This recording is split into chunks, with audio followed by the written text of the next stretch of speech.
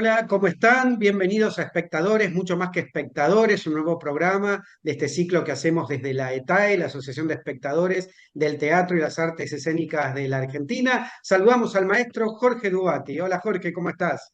¿Cómo estás, Pablo? Muy contento de estar en este programa que es el número 15 y que nos viene acompañando muchísima gente, y muy contento también de tener hoy como invitado a Andrés Mangone, quien con su espectáculo Ortopedia Sánchez cerró el gran encuentro del Congreso Internacional Florencio Sánchez. Así que muy feliz también de que el Congreso haya terminado con tan buena convocatoria y con tanto interés por parte de la gente. Así es, así es. Uno de los hitos de la agenda teatral de este año, el Congreso. Y lo saludamos entonces a Andrés. Hola Andrés, bienvenido a Espectadores. ¿Cómo estás?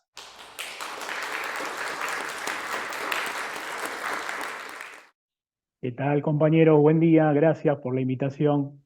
Muy bien, acá estamos contentos con haber cerrado el Congreso, con todo el Congreso, que estoy ahora escuchando las que no pude ver en vivo, y, y también con tan linda función el domingo ahí en El Grito, que tuvo una potencia que es la que esperábamos, porque fue nuestro estreno también para nosotros, era una expectativa. Bien. Bueno, Jorge, tu primera pregunta. Como no, a mí me gustaría recordar que hemos visto otros espectáculos de Andrés Mangone. Yo recuerdo, entre otros, Trastorno, recuerdo Puente Roto, entre otros, digamos, nombrando así eh, los más cercanos. Y, por supuesto, vuelve Florencio Sánchez, ¿no? Trastorno era una versión del pasado que hiciste con Pompeyo Audivert y ahora le toca a los derechos de la salud. Yo quería preguntarte, Andrés, ¿por qué Florencio Sánchez? ¿Cómo es tu relación con el pasado teatral? ¿No? ¿Hay algo que sobrevuela en este campo teatral de Buenos Aires por momentos muy posmoderno, por decirlo de alguna forma, que de pronto niega la historia del teatro argentino y hay un gesto tuyo de volver a Florencio Sánchez, que es una forma de volver al pasado teatral? Sí, en primer lugar, bueno, tal vez cuando uno toma la decisión, no sé si piensa tantas cosas, pero las puede pensar después por qué, como vos me preguntás. Y sí, yo tengo esa iniciativa. A mí me interesa mucho pertenecer a nuestro pueblo, a nuestra historia. Es ahí donde me resulta excitante los puntos de partida para la investigación teatral, toda la historia política, teatral incluso, de por lo menos los últimos 150 años. En el carácter también expresivo, en la actuación, quiero decir, es donde más me interesa y lo que más invoco es esa pertenencia a la desmesura expresiva, a la desfachatez, a ese tipo de provocación que se pudo haber llamado grotescos, sainetes, circo criollo como origen. Por supuesto que somos nosotros y hoy acá en el ensayo, digamos, y eso también le abre paso a cuestiones que son más de la actualidad y que tienen atravesamientos más internacionales, como el teatro beckettiano, que también es algo donde me siento inscripto, y también, bueno, las últimas expresiones más importantes, sobre todo la de Pompeyo, que con quien trabajé 25 años haciendo obras, y bueno, tenemos ahí una retroalimentación. Después, particularmente Florencio Sánchez es alguien que me conmueve, en todo sentido, su vida, el tránsito por este mundo que no ha sido muy largo, pero ha sido muy intenso. Y creo que ha puesto en pluma, con una profundidad casi shakespeariana, los asuntos más particulares de estas pampas. Eh, y a la vez, su figura para mí también es, el otro día conversábamos, hay algo que me sirve o que me define con este concepto de la fuerza débil con el que alguna vez conceptualizaba incluso toda mi investigación. Eh, Creo que él es el máximo representante de un concepto que ahora, qué sé yo, es más nuestro, digamos, no es que él lo haya dicho ni nada, pero su propio tránsito artístico y político, eh, creo que él es como a quien me remito para encontrarme también con palabras, con frases, con personajes que se originan en ese tipo de composición muy delicada, muy expuesta, muy abierta, y que requiere, por supuesto, de mucho cuidado porque son más bien posturas de pasionales, eh, y de invocaciones a una humanidad lejos de toda brutalidad.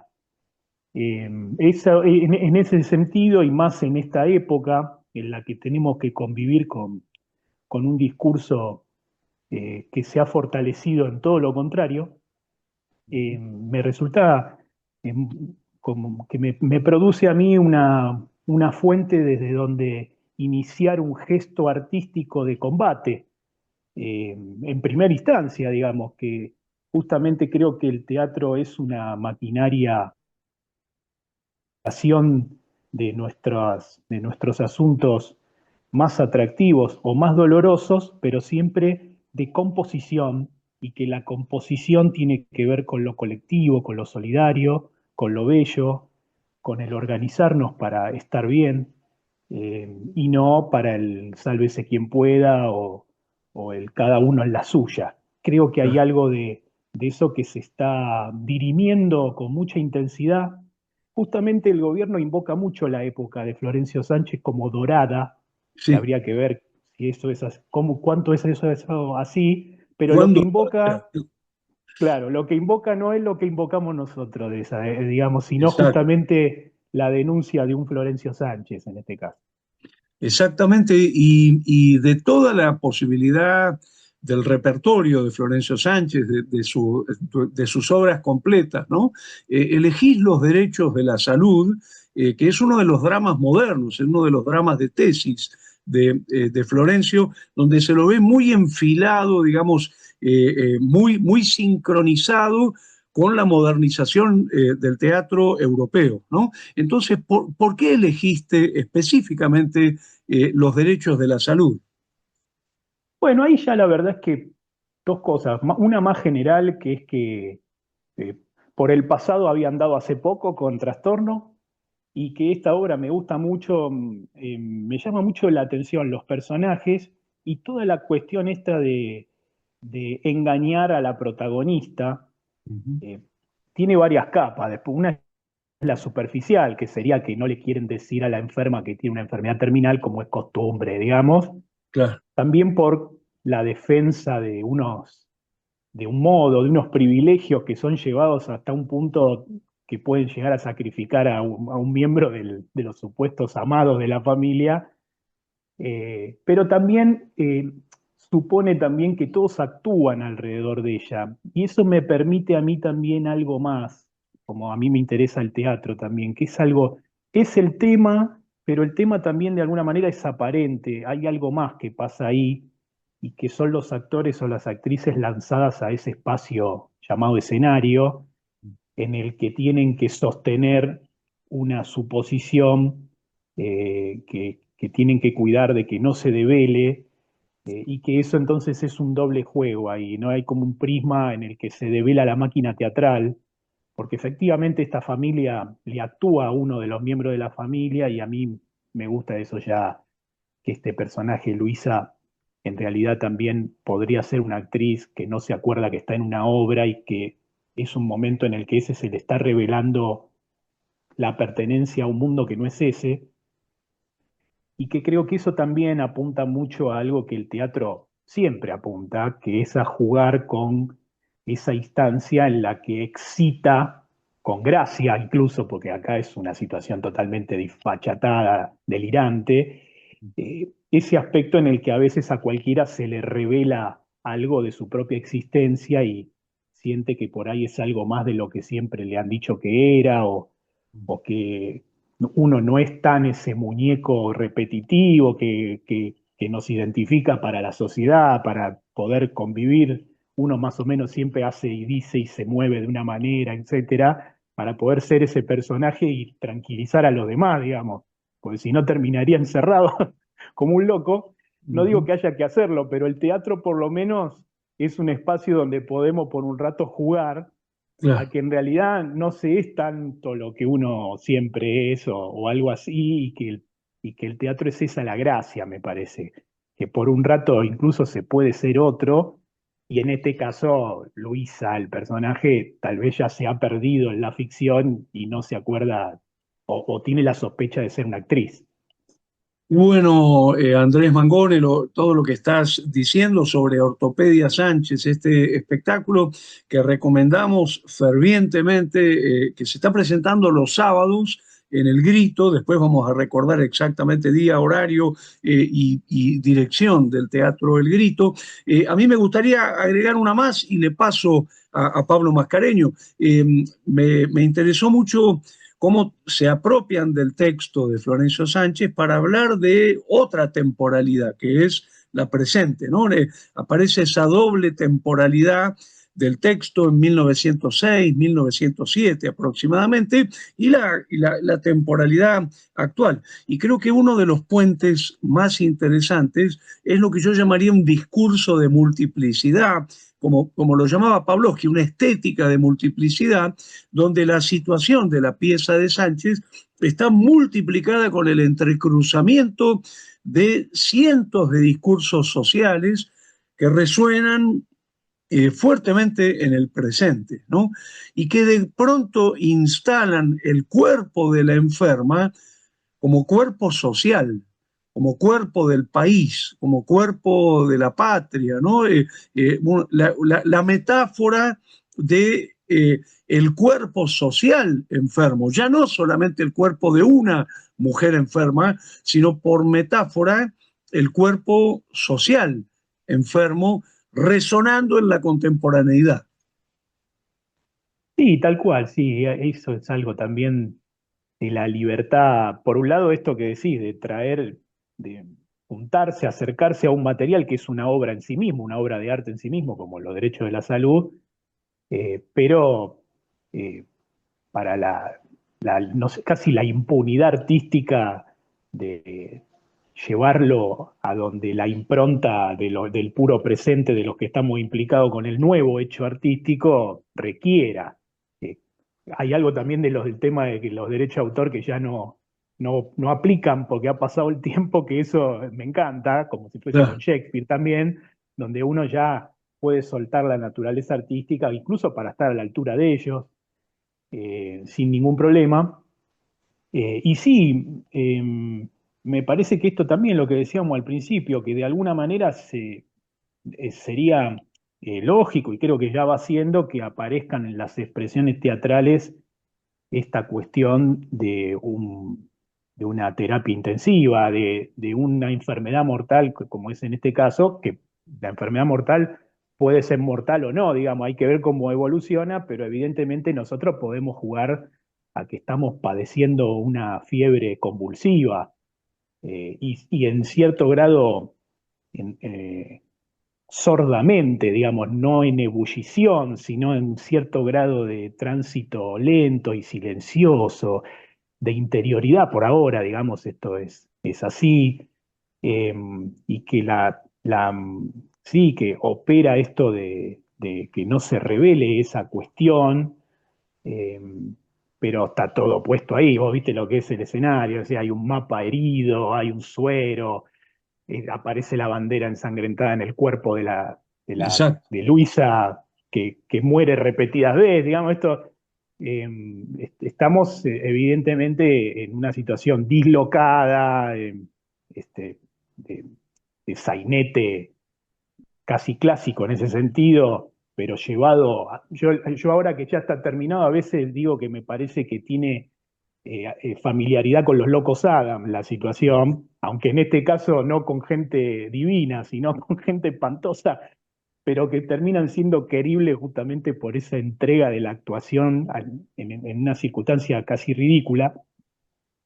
Y que sí, que me parece que ni bien uno se permite la pertenencia a, a nuestro territorio, entran las cuestiones de lo que nos está pasando, entran nuestras formas de actuación, entran nuestros autores, y casi que uno ni siquiera tiene que hacer fuerza para que así sea. Yo no, si me preguntás, te digo que lo hago naturalmente, no me significaría un esfuerzo absurdo, como vos decías antes, en unos términos, digamos, más posmodernos, Claro, tratar de romper con la herencia, cosa que no me interesa para nada, sino claro.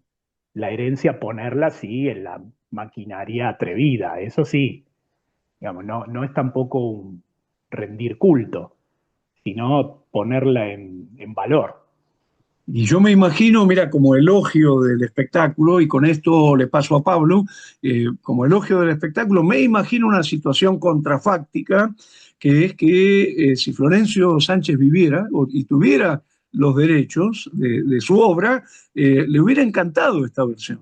Yo me imagino un Florencio aplaudiendo de pie porque le restituyen al texto una vitalidad, una fuerza simbólica y teatral que por supuesto él habría aplaudido y aceptado. Bueno, te paso, Pablo, la posta.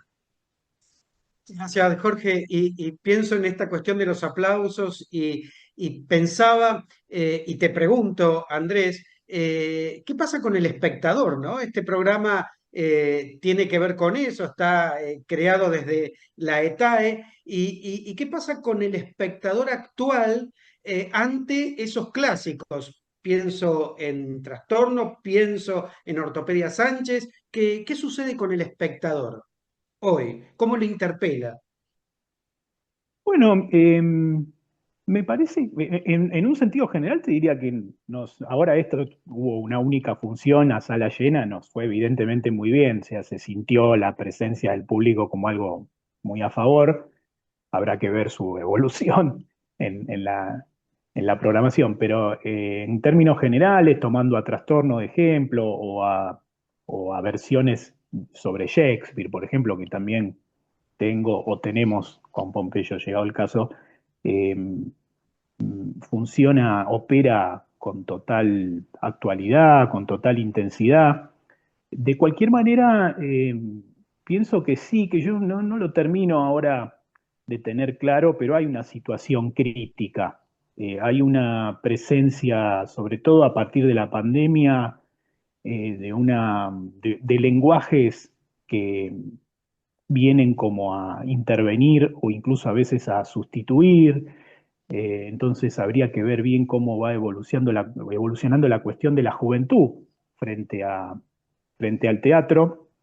Yo tengo una posición en términos generales positiva, digamos. Creo que depende mucho también de los hacedores fortalecer todas nuestras formas de producir teatro eh, y que pueden siempre estar vinculadas a nuestras cuestiones en términos de herencia, como decía antes, sin que eso atente contra la libertad expresiva, ni es que eso tenga que ser una bandera, sino que yo no haría esfuerzo, justamente como dije antes, por abandonarnos.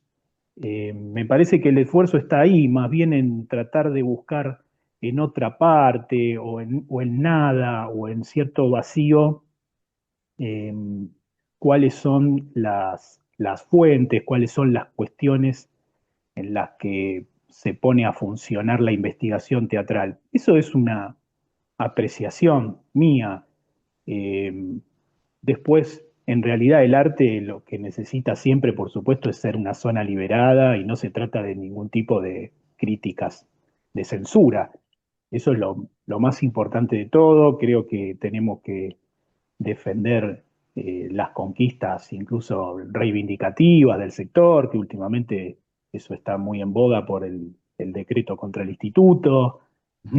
Eso también nos lleva a nosotros a reuniones, a asambleas. Me parece que esa situación político-social nos da también una oportunidad, eh, porque ahí nos encontramos, nos ponemos más en contacto, nos saca un poco del aislamiento en las que generalmente se produce todo, no hay tantas cercanías como en otra época, no hay tantas pertenencias a movimientos, no hay debate, no hay roce, porque es una situación que tiende a la emergencia de salvaguardar el propio proyecto o la propia subsistencia de los individuos que hacemos esto, que por supuesto Jorge vio la obra, comprenderá también el grado de compromiso de tiempo y trabajo que requiere. Entonces todo esto va a un debate de cómo, porque lo que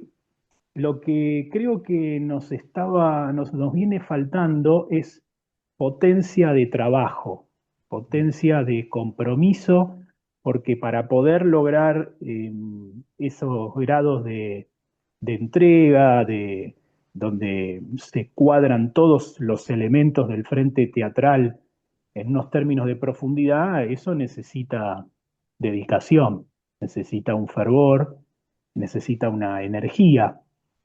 Y eso está en crisis. Tenemos un público sumamente favorable en Buenos Aires. Digamos, uno por ahí a veces, yo estoy diciendo esto y veo una obra donde me parece que falta eso, pero el público está muy a favor igual. Mm.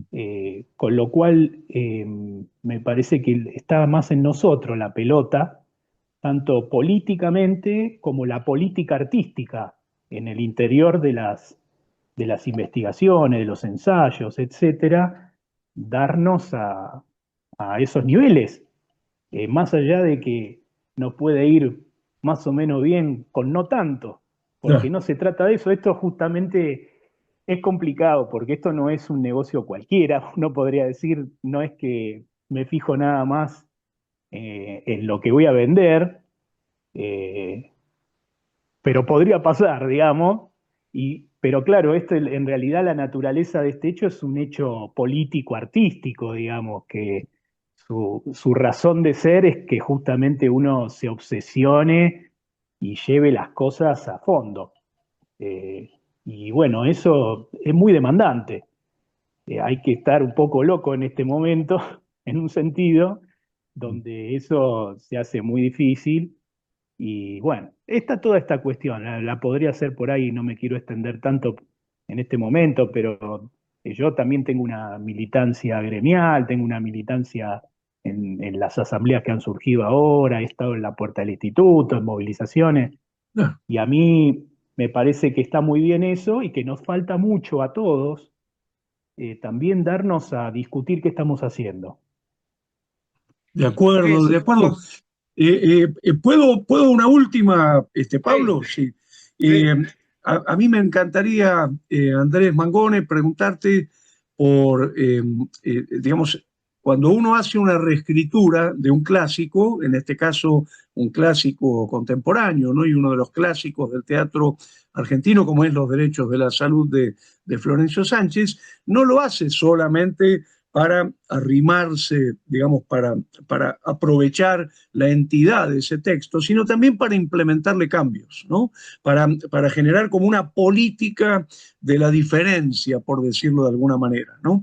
Y yo noté en la versión que le implementás cambios muy importantes al texto. Por ejemplo, lo degradás totalmente al médico, que en el texto original de Florencio Sánchez es la figura ilustrada de la ciencia, ¿no? Y de la enorme confianza de la modernidad en la ciencia. Es como el personaje delegado de Florencio Sánchez, el médico, y acá está hecho pelota, por decirlo así.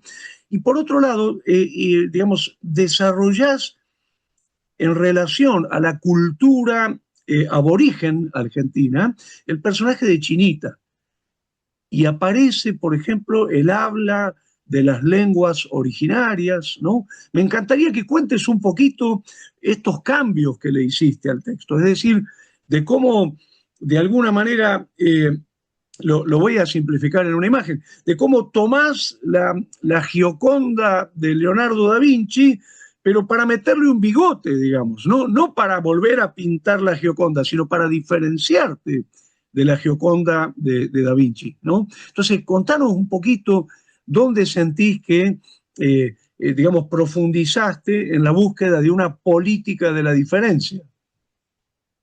Bueno, en general diría primero que no me interesa mucho a mí la representación o la interpretación, sino que me interesa el hecho artístico propio de los que nos juntamos a hacerlo, digamos, no porque sea mío nomás, sino porque sea de los que lo vamos a hacer.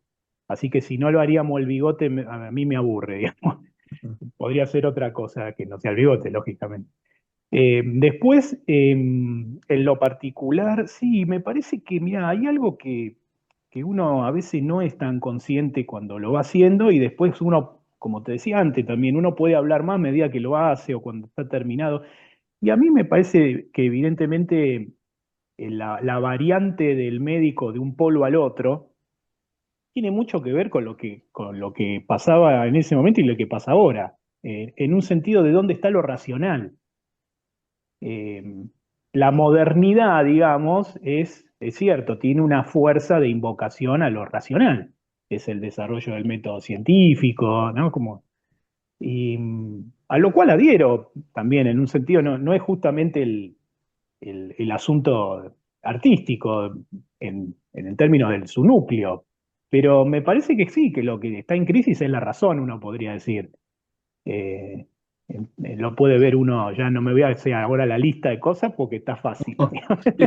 Es que no hace Pero falta porque están a la vista, están muy a la vista. no, impera lo irracional ya casi con cierto grado de exposición, además. No es que dicen, me habla racionalmente un irracional, sino que me habla irracionalmente un irracional. Con lo cual me parece que hay algo de eso también, que probablemente ese desprecio, ese menosprecio por la racionalidad, que es un médico que ya de entrada está llorando porque no lo consideran para nada.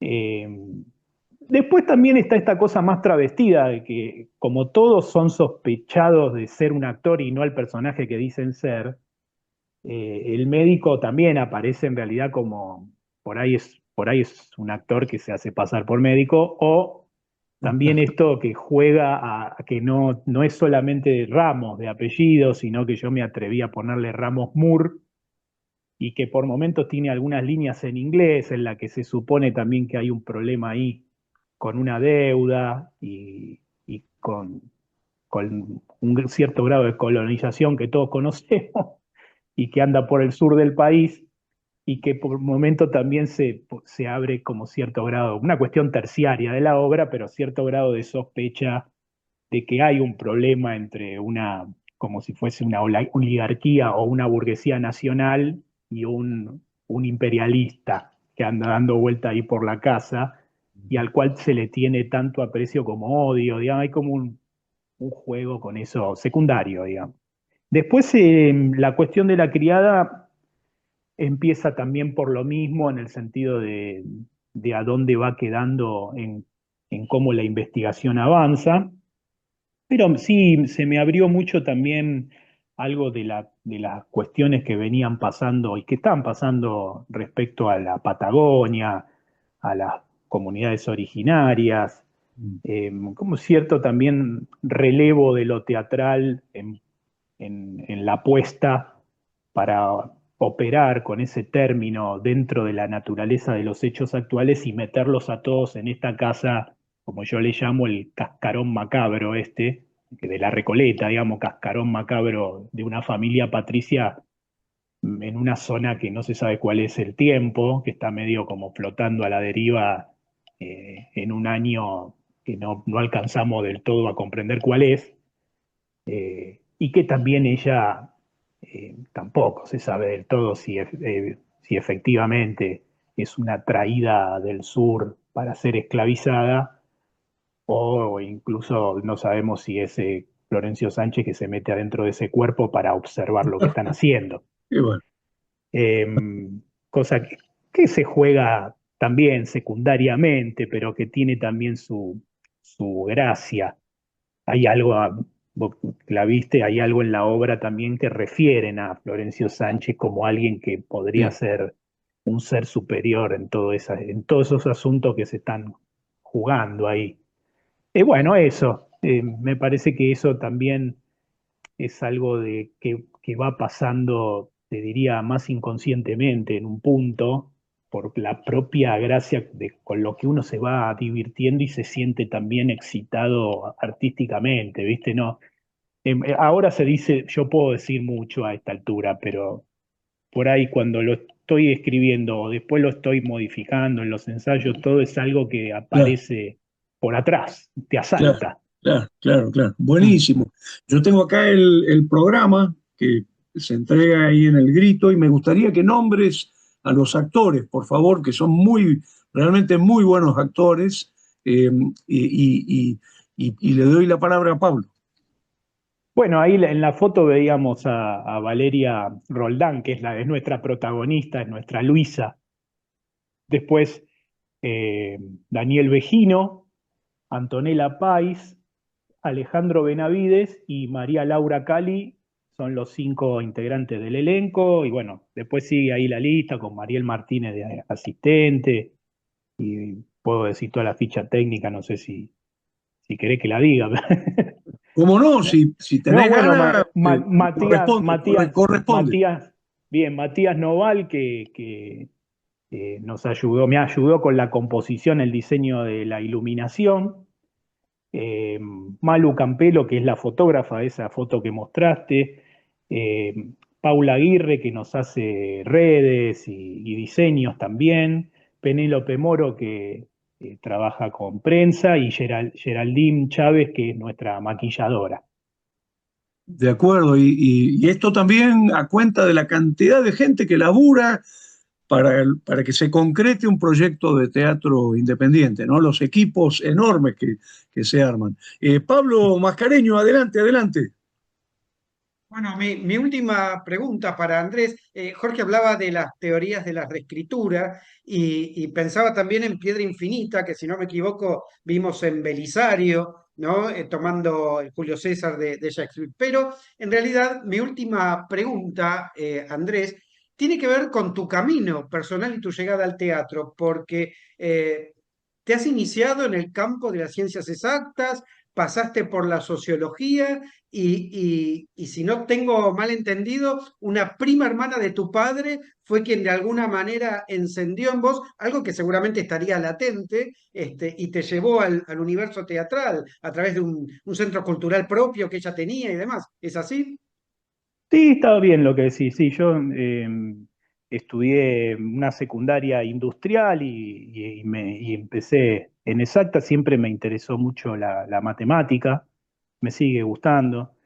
Pero después pasé a sociología, estaba un poco, entré en una zona, si bien siempre fui un alumno así de eso de los traga, digamos, un nerd de 10, todo 10. Pero entré en una zona ahí cuando empecé a tomar clases de teatro muy casualmente por mi tía María, no pudo venir al estreno, pero ya va a venir, que además es psicoanalista, es directora de teatro y también es dramaturga, sobre todo de infantiles, María del Carmen Mangone. Eh, Ella tenía, sí, había abierto un centro cultural en Caballito en el que me pidió, no sé, me invocó a sumarme a las clases de teatro, casi porque no había varones, ¿viste? Esas cosas.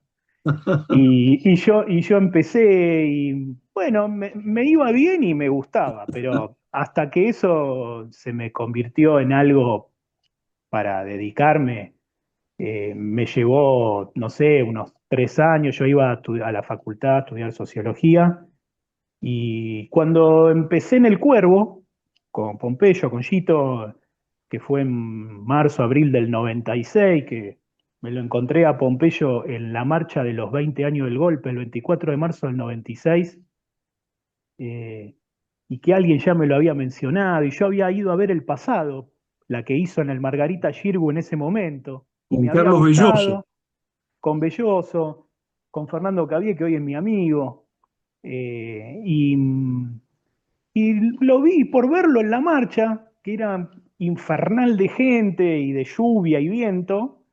eh, me, a- Me acerqué y le dije que quería tomar clases con él, así.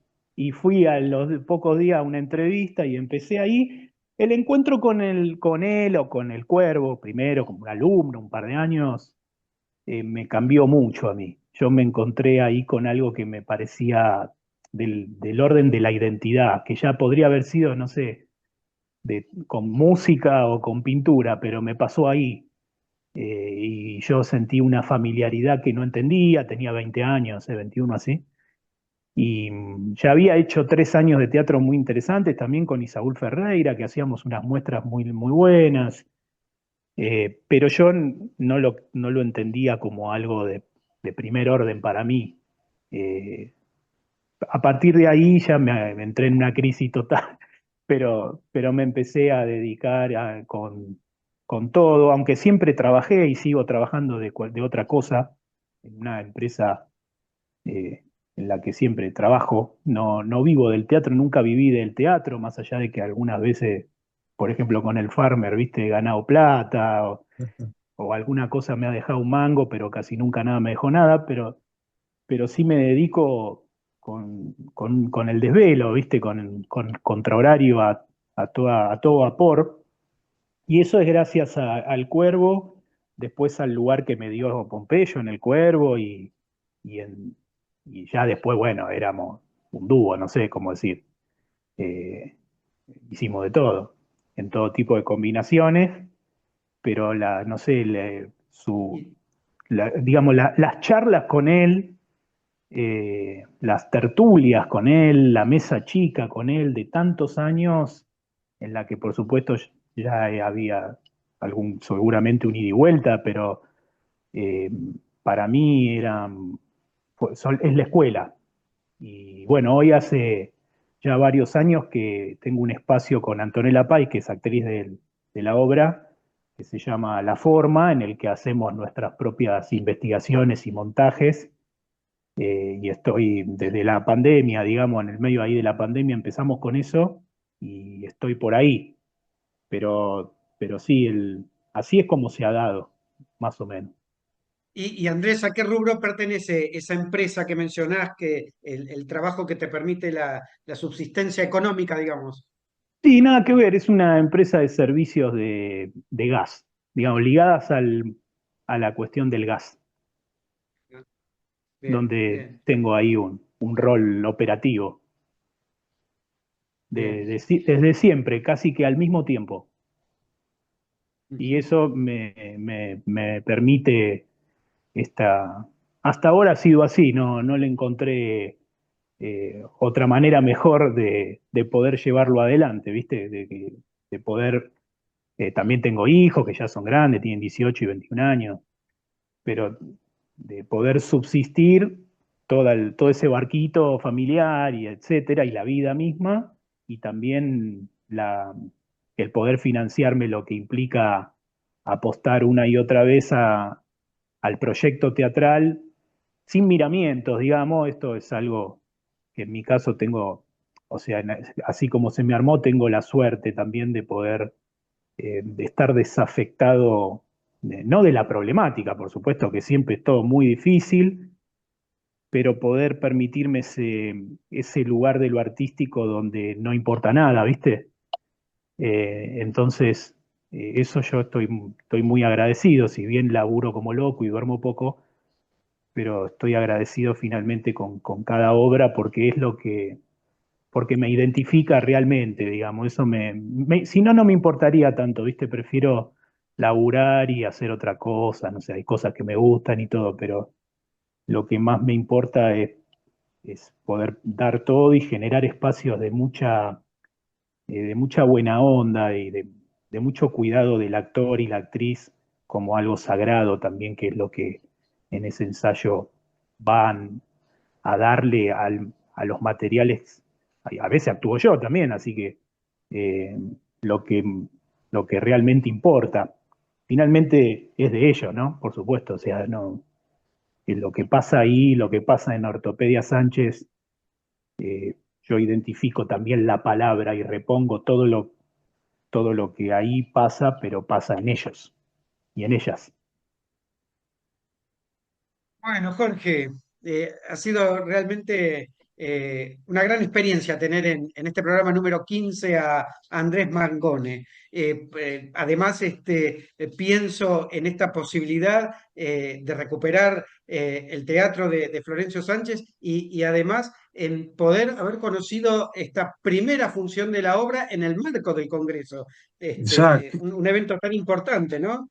Exactamente, para nosotros un orgullo realmente incluir como estreno Ortopedia Sánchez. Y para cerrar, si te parece, Andrés, decinos, recordanos días, horarios y el lugar donde se está presentando Ortopedia Sánchez.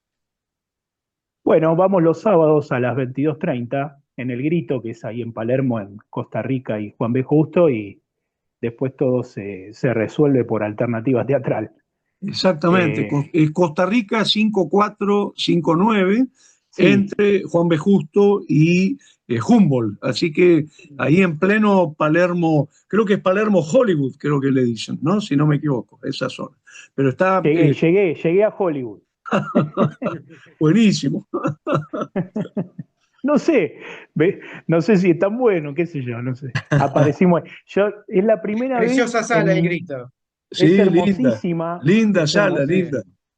Y es un proyecto hermoso, con gente divina, está ahí, pero porque está ahí, pero podría estar también, no sé, viste, esos teatros, esas situaciones de los teatros independientes que se daban mucho en el Abasto en algún momento, bueno, todavía, Sí, claro. pero bueno, solo que está, De familia Bertol.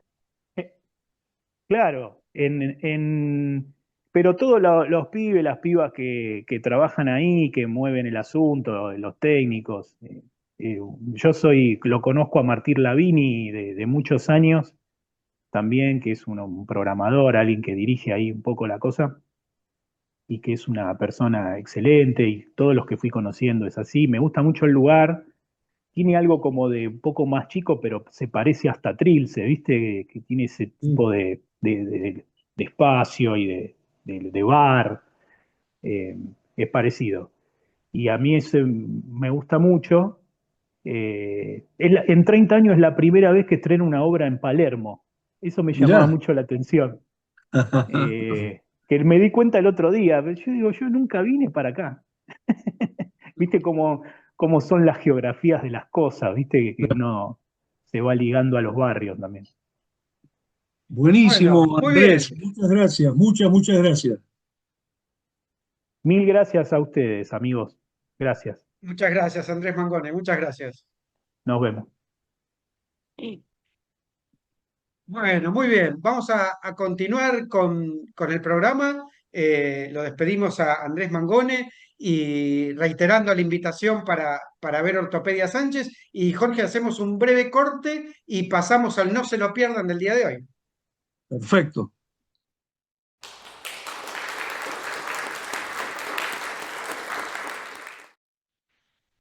Bueno, muy bien, llegamos a la última parte de este programa número 15 de espectadores, mucho más que espectadores. Es el momento del no se lo pierdan con las recomendaciones de la cartelera actual de parte de cada uno de los integrantes del equipo que conforma el programa. Comenzamos con el maestro Jorge Dugati. Muchas gracias, Pablo. Yo querría recomendar un espectáculo que escribió Eva Alac, que se llama Tutorial, que se está presentando en el Teatro del Pueblo, allí en la calle Lavalle 3636. Me gustaría recordar que Eva Alac tiene una gran trayectoria, digamos, en parte como titiritera. Yo recuerdo las versiones que ella hizo, por ejemplo, de la sonata de otoño de Valle Inclán o de la invención de Morel de Bioy Casares con lenguaje de títeres. Por otro lado, sus trabajos como directora a partir de la dramaturgia de otros creadores, no sé, pienso entre otros la reciente versión de Las manos sucias de Jean-Paul Sartre que presentó en el Teatro San Martín. Pero también hay otra zona que me interesa muchísimo dentro de su producción, que es la de su propia dramaturgia, dirigida por la misma Eva Alac. Yo recordaría, por ejemplo, J. Timerman o Café Irlandés o La Voluntad, que realmente han sido trabajos notables de dramaturgia, y creo que estamos, en el caso de Tutorial, ante digamos, un nuevo exponente de esa gran dramaturgia que produce Eva Alac. Si yo tuviera que definir la poética de Tutorial, la definiría como el entrelazamiento de 5 historias, 4 de ellas encarnadas por actores en escena, y una quinta historia de un personaje que no aparece corporizado en escena, pero que es igualmente protagónico. Digamos, hay una enorme maestría en el entrelazamiento de esas 5 historias que mezclan generaciones y géneros diferentes, y sobre todo querría decir que las 5 historias están conectadas de alguna manera con, por un lado, el arte, y por otro lado, esa banalidad, esa, yo diría, insoportable levedad del ser, como la ha llamado Milan Kundera, que caracteriza la vida contemporánea. Realmente, por ejemplo, la relación de los jóvenes con el arte, o la relación del publicista, el padre de una de estas muchachas, con la vida, su actitud frente a la vida, producen tal irritación que uno desearía saltar al escenario y cachetear, no al actor, sino al personaje, por esta condición de banalidad finalmente tan absoluta, ¿no? Ahora, hay una escena bellísima y la construcción de un objeto tremendamente significativo en la obra. Vos sabés que yo a fin de año trato, es un ejercicio que hacemos con la Escuela de Espectadores, trato de rescatar algunas imágenes que han aparecido en diferentes espectáculos, como si fuera un bestiario, ¿no? En el sentido etimológico, una colección de imágenes de determinados momentos. Es decir, no me refiero a rescatar el espectáculo entero, sino determinada situación registrada en una secuencia, en una imagen, de la que generalmente tratamos de atesorar una fotografía, ¿no? Bueno, acá hay una imagen bellísima, tremendamente poderosa en términos simbólicos, y es que la muchacha joven que está estudiando arte va a construir con un ataúd un arca de Noé. La famosa arca de Noé, pero construida en su base, en vez digamos, de un barco o de un barco de madera, un ataúd de madera. Yo considero que esa imagen realmente vale todo el espectáculo. Ya solamente ver esa imagen es tan conmovedora y de una síntesis simbólica tan potente, y por supuesto tiene que ver con el título, porque como analiza el texto de Balak, el primer tutorial en la historia de la humanidad que conservamos es nada menos las instrucciones que le da Dios a Noé para la construcción del arca de Noé. Así que yo quiero recomendar fervientemente este nuevo texto de Eva Alac. La consideramos una teatrista realmente brillante. Quiero decir que la dirección es compartida entre Eva Alac y Hernán Márquez, y quiero también destacar las 4 actuaciones notables que tiene el espectáculo de Fernando Migueles, Natalia Giardinieri, Mora Monteleone y Nahuel Monasterio. Por favor, no dejen de ver Tutorial de Eva Alac en el Teatro del Pueblo.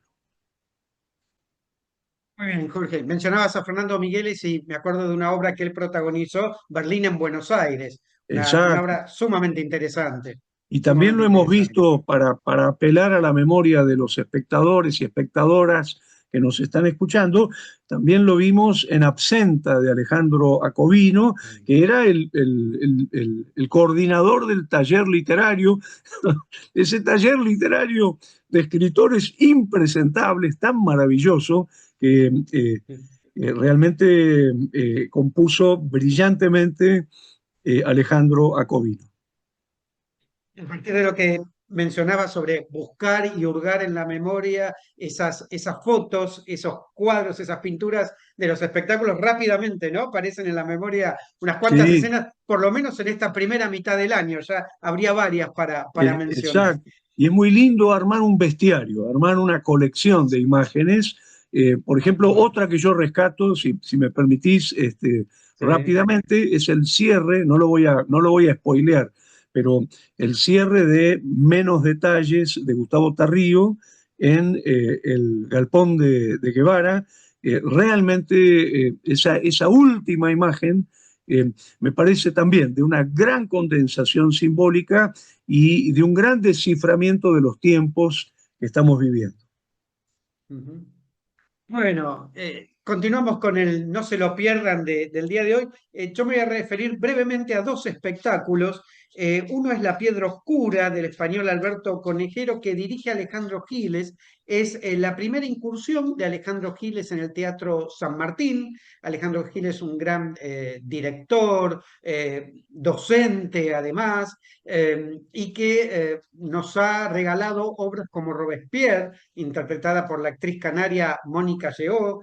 Además, Alejandro Giles es un docente que dicta talleres en Europa, en Brasil, viaja mucho y en este momento, bueno, llega al Teatro San Martín con La Piedra Oscura, este material de Alberto Conejero, que está centrado en la figura de Rafael Rodríguez Rapún, que ha sido el secretario del grupo La Barraca y el último compañero de vida de Federico García Lorca. La acción de La Piedra Oscura transcurre en un hospital militar, donde encontramos justamente al personaje de Rafael Rodríguez Rapún y a otro carcelero militar que está allí, víctima, victimario, en ese juego de poder y de roles, donde posiblemente sea la última noche de uno de ellos. ¿Y qué sucede, no? En esa relación que se va tejiendo de una manera, por supuesto, forzada desde ya, entre los dos personajes.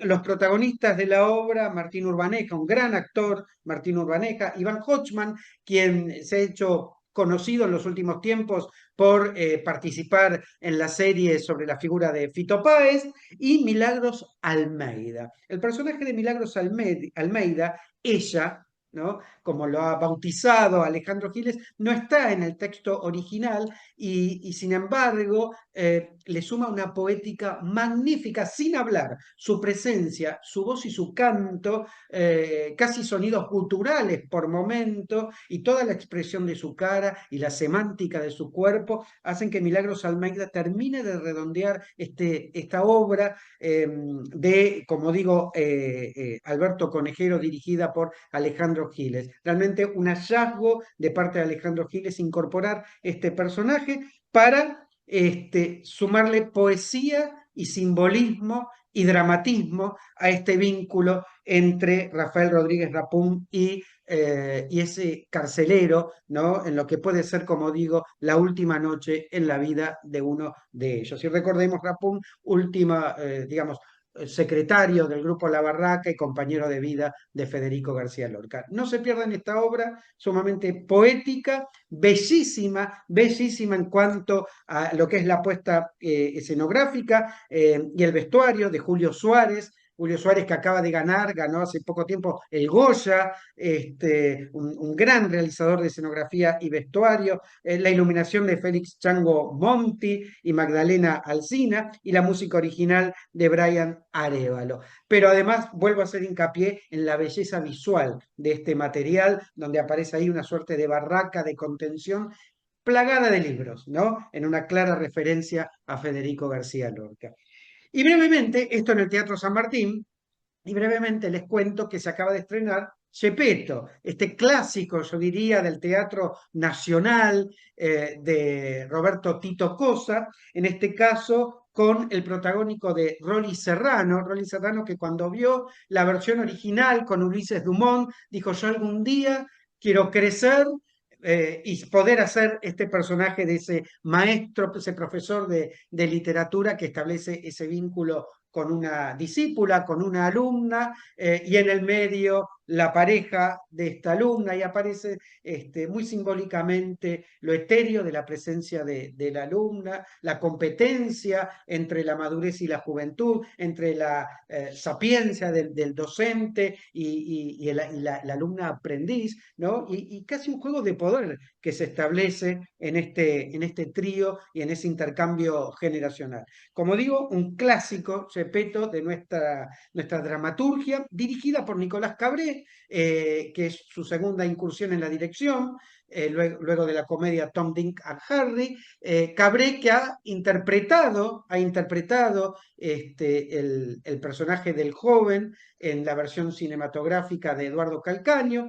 En este caso, el personaje de ese novio, de esa pareja de la alumna, está interpretado por Alan Madanes, gran actor, gran cantante. Lo acabamos de ver en un tributo a Sandro que se hizo en el Teatro Coliseo, y antes interpretando a un muy jovencito Frank Sinatra en esa joyita que hemos comentado aquí en el programa, que es Cuando Frank conoció a Carlitos. Ahora el personaje de Frank Sinatra interpretado por otro actor, Lucas Gerson. Y Luisana Arito en el papel de la alumna, de la discípula de ese maestro, de ese profesor de literatura. Una versión de Gepetto que dialoga con el presente. Hablábamos hace un ratito sobre cómo nos interpelan los textos clásicos en el hoy, algunos cambios en cuanto a las edades de los personajes, y un material que sigue permitiendo ser leído en la actualidad. Gepetto en el Teatro Piccadilly, por ahora miércoles y domingo, a partir del mes de agosto, con funciones de viernes a domingos. Vuelvo a repetir, con un estupendo Rolly Serrano en el rol principal de ese maestro, ese profesor de literatura, y como dice Rolly Serrano en el final de la obra y en el saludo, algo de la literatura y de la poesía que siempre se viene en el teatro. Recordemos que de pronto se nombra a Balzac en uno de los tramos de Gepetto. Así que permanentemente aparece ese metatexto y la referencia a grandes plumas de la literatura universal. Bueno, muy bien, Jorge. Hemos llegado al final del programa del día de hoy. Buenísimo, buenísimo, Pablo. Voy a ir a ver La Piedra Oscura. Me encanta la idea y, por supuesto, la nueva versión de Gepetto. Así que te agradezco enormemente las recomendaciones. Por favor, Jorge. Bueno, nos encontramos la semana que viene. ¿Cómo no? ¿Cómo no? Muchísimas, muchísimas gracias. Y nada más decir que si alguien quiere acceder a las memorias audiovisuales del Congreso Internacional Florencio Sánchez, están en la página del canal de YouTube del Instituto de Artes del Espectáculo de la Universidad de Buenos Aires. Son 49 videos de conferencias, encuentros, discusiones en torno de la figura de Florencio Sánchez como una forma también de pensar nuestra relación con el pasado teatral. Muchas gracias, Pablo. Muchas gracias, Jorge. Y recordamos que este es el programa de la ETAE, así que pueden encontrar los 14 programas anteriores en el canal justamente de la ETAE, en YouTube, en las redes sociales y demás. Jorge, nos vemos la semana que viene. Nos vemos. Gracias, Pablo. Un abrazo. Un abrazo.